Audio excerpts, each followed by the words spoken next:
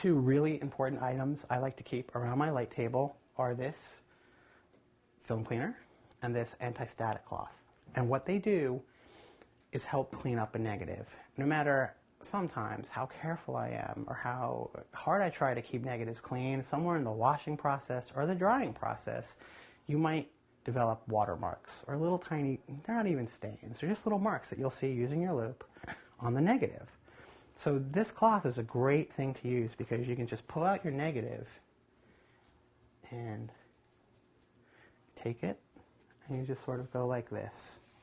And there's not even any chemistry. It's just a beautiful way of cleaning a negative. It's one of my favorite things to do.